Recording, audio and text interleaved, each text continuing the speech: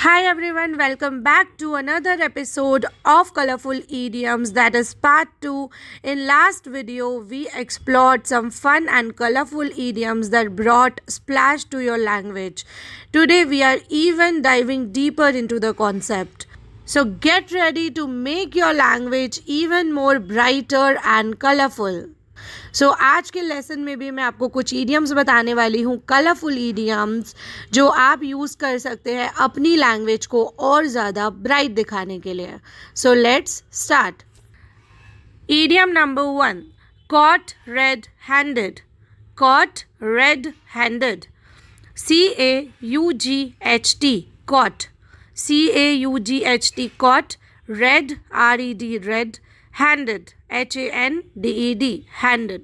caught red handed. इसका meaning है जब आप कुछ रॉन्ग करते हुए या कुछ इलीगल करते हुए पकड़े जाओ तब हम बोलेंगे कॉट रेड हैंडेड. जैसे कि हिंदी में हम इसको बोलते हैं रंगे हाथों पकड़े जाना. हम लाल हाथों ऐसा कुछ नहीं बोलते, उसमें रेड नहीं होता हिंदी में, पर फिर भी रंगे हाथों पकड़े जाने का इंग्लिश होगा कॉट रेड हैंडेड. सो मैं आपको फ़न फैक्ट दे रही हूँ. मैं आपको 2 फ़न फैक्ट दे रही हूँ जिससे आपको काफ़ी ईजी हो जाएगा ये समझना.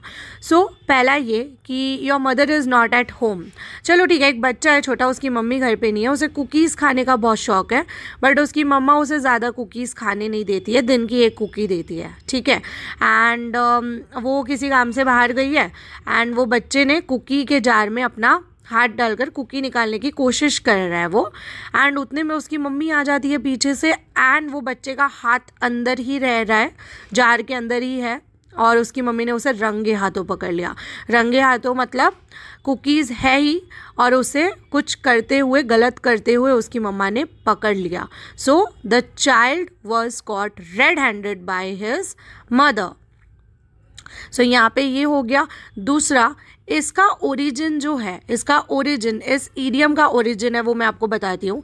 समझो कि कोई मर्डरर है एंड उसने मर्डर कर दिया एंड वहाँ पर पुलिस आ गई और पुलिस ने उसको पकड़ लिया. उसके हाथ में अभी भी जिसका उसने मर्डर किया है उसका ब्लड लगा हुआ है.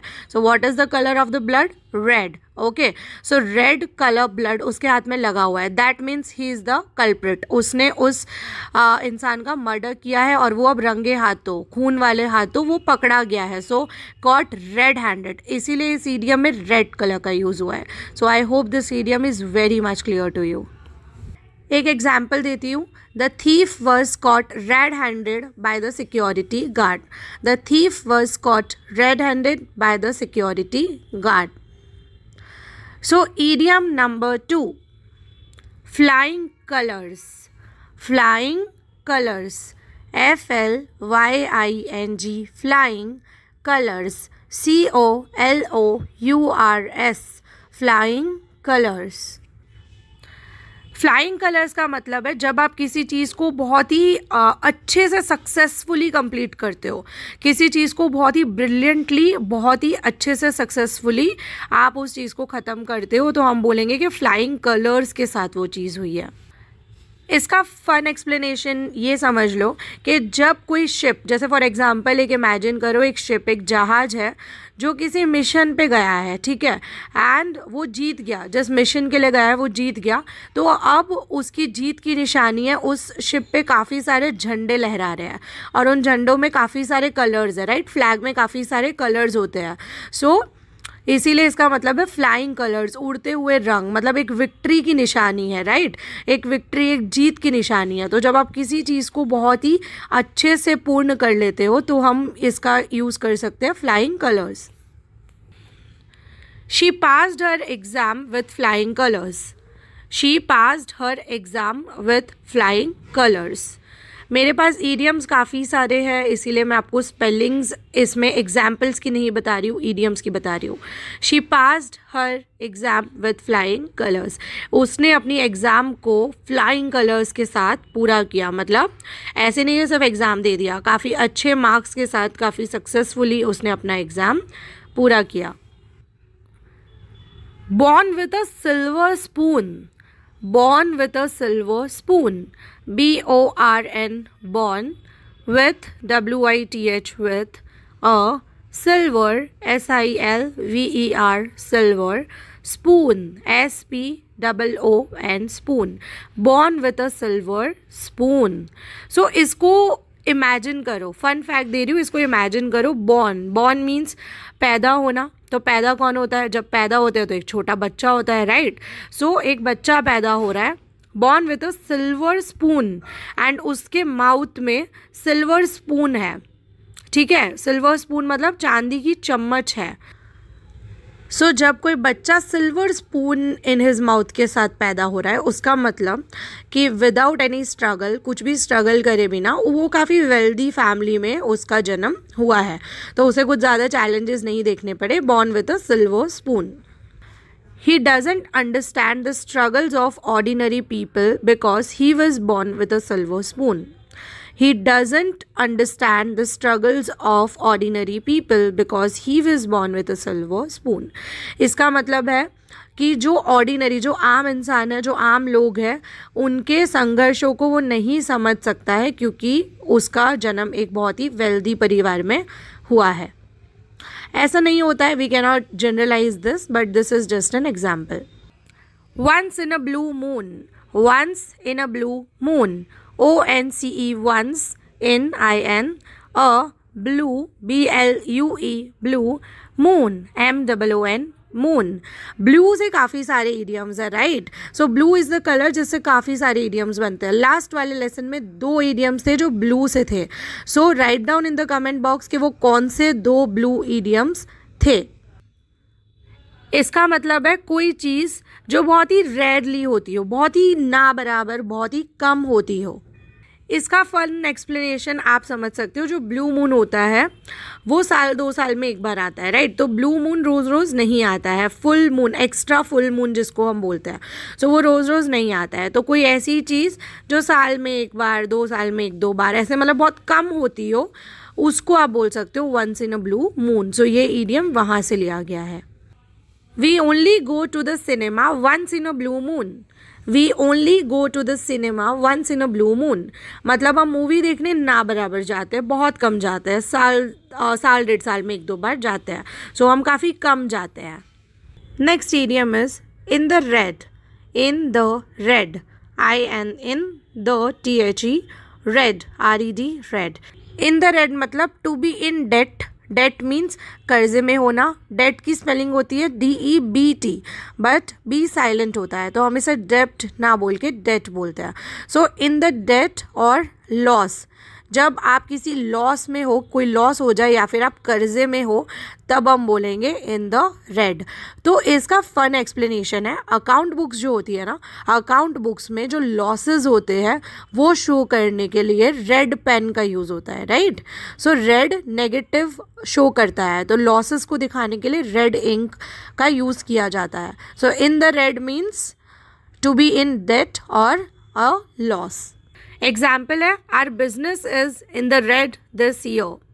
Our business is in the red this year. इस साल हमारा जो बिजनेस है वो लॉस में है. सो नेक्स्ट है rose colour glasses.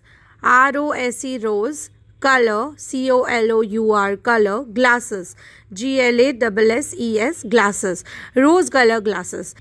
So rose colour glasses, जैसे आप एक चीज़ समझो कि फॉर एग्जांपल आपने ग्लासेस पहने और चश्मे पहने और उस पर रोज़ बना हुआ है, ठीक है. तो आप कुछ भी देखोगे, कोई भी चीज़ देखोगे, आपको उसमें रोजेस जितनी ब्यूटी दिखेगी, राइट. आप किसी गंदी चीज़ को भी देख रहे हो, किसी ऐसे जगह को भी देख रहे हो, तो भी आपके ग्लासेस पे अगर रोज़ बना हुआ है तो फिर आपको वहाँ पे रोजेस दिखेंगे. सो इसका क्या मीनिंग है? किसी भी चीज़ को ओवर पॉजिटिवली, ऑप्टिमिस्टिकली किसी चीज़ को देखना, ठीक है. जैसी वो नहीं है वैसे उसे देखना, काफ़ी ब्यूटीफुली, काफ़ी पॉजिटिवली उसे देखना. रोज़ कलर ग्लासेस से देखना. She looks at her past relationship with rose-colored glasses, forgetting the problems they had.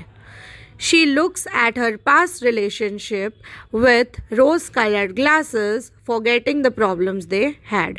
इसका क्या मीनिंग है? इसका मीनिंग है कि वो अपने पास्ट रिलेशनशिप को, अपने पास्ट के जो रिश्ते को वो रोज़ कलर ग्लासेस से देखती है। मतलब फॉर एग्जांपल उसने रोज़ कलर ग्लासेस पहने हैं तो उसको सब कुछ रोज़ रोज़ दिख रहा है, राइट? बहुत अच्छा दिख रहा है, ब्राइट दिख रहा है। तो forgetting the problems they had, उनकी जो भी प्रॉब्लम्स थी उसको छोड़ के वो रोज़ कलर ग्लासेस से देख रही है। मतलब बहुत पॉजिटिवली देख रही है कि ठीक है, जो हुआ वो हुआ, ना उसकी गलती थी ना मेरी गलती थी। तो बहुत ही पॉजिटिवली वो अपने पास्ट रिलेशनशिप को देख रही है। Green thumb, green GREEN, green thumb THUMB, thumb, green thumb. Imagine करो अपनी नानी या अपनी दादी को या अपनी मम्मी को, किसी को भी जिनको गार्डनिंग करने का बहुत शौक है, पौधे लगाने का, पौधों का ध्यान रखने का, गार्डन को मतलब जो गार्डन है उसको मेंटेन करने का बहुत शौक है।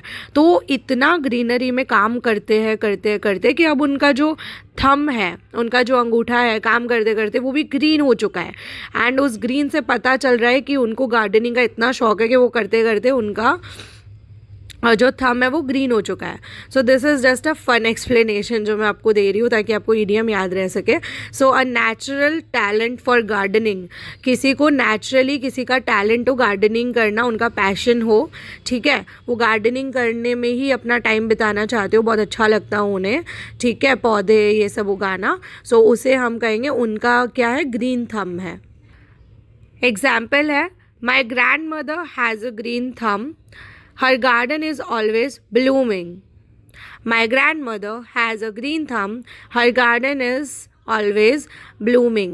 कि मेरी जो नानी है या फिर दादी है उनका ग्रीन थंब है, मतलब she has a natural ability to maintain the garden, और गार्डनिंग का उनको नेचुरल टैलेंट है और उनका जो गार्डन है वो हमेशा ब्लूमिंग, हमेशा खिला हुआ रहता है। Silver lining, SILVER, silver, lining LINING, lining, silver lining. इसका मीनिंग है जब किसी भी मुश्किल भरी सिचुएशन में हम कोई ना कोई पॉजिटिविटी ढूंढ ही लेते हैं, जैसे पूरे अंधेरे में कहीं ना कहीं एक रोशनी, एक हल्की सी रोशनी, दैट इज सिल्वर लाइनिंग। मैं इसको आपको एग्जाम्पल के थ्रू समझाती हूँ। Losing a job is hard but a silver lining is that I will spend time with my family. I'll get more time to spend with my family. इसका क्या meaning है? देखो, जॉब छूट गई, losing the job, job छूटने में कुछ भी पॉजिटिव नहीं है। पैसे नहीं आएंगे, घर कैसे चलेगा, दूसरी जॉब ढूंढनी पड़ेगी, राइट? सो खर्चा कैसे चलेगा? सो बहुत सारी नेगेटिविटी है, जॉब छूटने में कुछ भी पॉजिटिव नहीं है। बट उसमें भी सिल्वर लाइनिंग ढूंढ ली, एक रोशनी की किरण ढूंढ ली। क्या है वो? कि जॉब छूटना बहुत टफ है but the silver lining is, positivity क्या है इसमें, पॉजिटिव एस्पेक्ट क्या है कि I will get more time to spend with my family, कि मुझे मेरी फैमिली के साथ और ज़्यादा समय बिताने मिलेगा। कोई ऐसे इंसान को इमेजिन करो जिन्होंने अपनी पूरी लाइफ जॉब करते हुए निकाल दी, सुबह से रात आके डिनर किया, सो गए, चाहते थे बहुत टाइम स्पेंड करना फैमिली के साथ, नहीं कर पाए। तो वैसे इंसान की जब जॉब छूट जाए किसी रीज़न से, तो वो उसमें भी एक रोशनी की किरण ढूंढ ले, एक सिल्वर लाइनिंग ढूंढ ले कि अब मुझे अपनी फैमिली के साथ स्पेंड करने के लिए ज़्यादा टाइम मिलेगा। सो किसी भी डिफ़िकल्ट सिचुएशन में कोई भी एक छोटा सा पॉजिटिव एस्पेक्ट ढूंढ लेना is a silver lining. Last but not the least, idiom है हमारा black and white, BLACK, black and AND, and white, WHITE, white, black and white. Black and white का मतलब है वेरी क्लियर, यहाँ वहाँ का कुछ नहीं, एकदम क्लियर, एकदम क्रिस्टल क्लियर जब कोई चीज़ है तो that is black and white. So कोई चीज़ एकदम क्लियर और एकदम स्ट्रेट फॉरवर्ड है कि ये ऐसे होना है तो ऐसे ही होना है और क्लियर हो गया सबको, right? So that is black and white. Let's understand this with an example. जैसे इमेजिन करो, a teacher caught a student red handed using a phone. एक टीचर ने एक बच्चे को रेड हैंडेड पकड़ लिया, रंगे हाथों पकड़ लिया फ़ोन यूज़ करते हुए, और टीचर ने बोल दिया the rules are black and white, no phones in the classroom. तो टीचर ने फ़ोन यूज़ करते हुए बच्चे को देख लिया, तो टीचर गुस्से में बोल रही है the rules are black and white, no phones in the classroom, the rules are black and white, no phones in the classroom के रूल्स जो है वो काफ़ी क्लियर हो जाने चाहिए आप लोगों को, एकदम स्ट्रेट फॉरवर्ड है रूल्स हमारे, एकदम सीधे कि no phones means no phones, तो नहीं होने चाहिए कोई भी फ़ोन्स क्लासरूम में। सो कोई चीज़ जब बहुत ही क्रिस्टल क्लियर होती है, बहुत ही स्ट्रेट फॉरवर्ड होती है, तो ब्लैक एंड वाइट का हम यूज़ करते हैं। So that's it for your colorful dose for today. Don't forget to use it in your conversations this week. इस हफ्ते में इनको ज़रूर यूज़ करो अपने conversations में, वरना भूल जाओगे आप लोग। So इसी के साथ हमारा कलरफुल idioms वाली जर्नी होती है इसके साथ ख़त्म। आपसे मैं मिलूँगी नए लेसन के साथ, but don't forget to mention your favorite idiom in the comment box, जिससे मुझे मिले मोटिवेशन आपके लिए नए वीडियोज़ और नए लेसन्स लाने का। आपके पास अगर कोई आइडियाज़ है, कोई सजेशन है नेक्स्ट लेसन के लिए, आप चाहते हैं कोई लेसन जो मैं रिकॉर्ड करूं, तो भी आप कमेंट बॉक्स में लिखकर भेज सकते हैं। So I will see you in the next one. Till then stay connected with English का सफ़र and keep improving your English. Good bye.